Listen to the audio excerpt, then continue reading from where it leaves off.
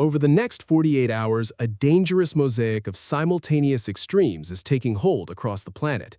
In one region, communities are battling rapidly spreading wildfires, while across the globe, others are submerged under massive flash floods. To understand the forces shaping the weather right outside your door, hit the subscribe button. We track the raw data driving these atmospheric shifts worldwide. While a burning forest in North America and a flooded street in Asia look geographically isolated, they share a common origin. Every regional hazard on the map over the next 2 days traces back to a single dominant atmospheric engine. That engine is revving up across the global oceans. Forecasters are tracking a positive Indian Ocean dipole, a patch of abnormally warm water off the African coast, but the primary driver is a rapidly strengthening El Niño in the tropical Pacific. This diagram shows the mechanics of that shift. Normally, steady trade winds blow east to west, piling up warm water near Asia. During an El Niño, winds weaken and accumulated warm water sloshes eastward across the Pacific basin. Because the atmosphere responds directly to where the ocean is warmest, this slosh relocates massive amounts of rising air in thunderstorms. That relocation ripples outward, altering atmospheric pressure and forcing the global jet stream into a highly erratic wave pattern. This specific oceanic shift is the mechanism actively relocating drought and flood zones across every populated continent. Let's look at what that means on the ground over the next 48 hours. In North America, the forecast is dominated by an intensifying heat wave expanding from the southwest into the Intermountain West and the high plains.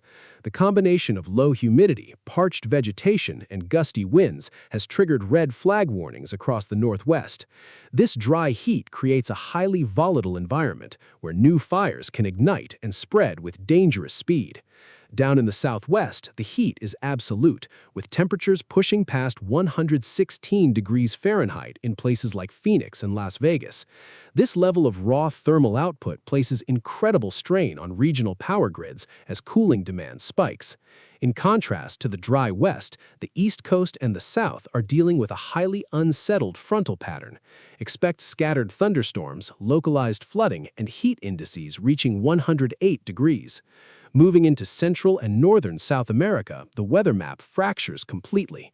Communities in Caribbean-facing Honduras and Western Colombia face elevated risks of river overflows, while areas just across a provincial border are locked in severe drought.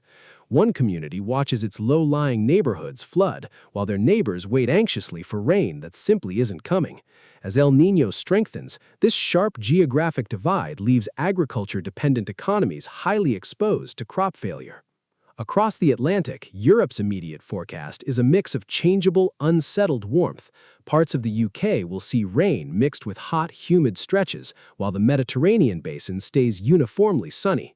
The true threat here is cumulative. Europe is carrying the accumulated strain of a dry summer. With dried-up waterways and stressed infrastructure already in place, even a short run of hot days elevates fire risks and water shortages. In the Middle East, the pattern is locked in. Sustained arid heat is pushing daytime highs well into the 40s for cities like Baghdad, Abu Dhabi, and Cairo, with zero indication of incoming relief. However, the clearest example of this fractured global pattern is playing out across Africa, where populations are facing a simultaneous double crisis. In coastal West Africa and parts of Ethiopia, intense rainfall is hammering already saturated ground. Forecasts show excess precipitation triggering flash floods and rapid river overflows with very little warning. Yet in neighboring zones across the Horn of Africa, the exact opposite is happening. Extreme heat stress and abnormal dryness are baking the landscape, posing severe health risks from the raw temperature alone. Africa demonstrates the most dangerous aspect of El Niño. It forces entire continents to prepare for opposing deadly extremes. Massive floods in one sector and dangerous heat in the next, often separated by only a few hundred kilometers. That complexity reaches its peak in Asia. Over the next 48 hours, the region faces both a developing tropical depression bringing heavy winds to the Philippines and a powerful typhoon spinning in open water east of Japan. Moving inland, the Indian monsoon is in full active swing. Widespread rainfall and heavy thunderstorms are sweeping across the country's northwest and central states, bringing gusty winds and severe lightning. Further east, heavy rain warnings remain in place across Thailand and southern China.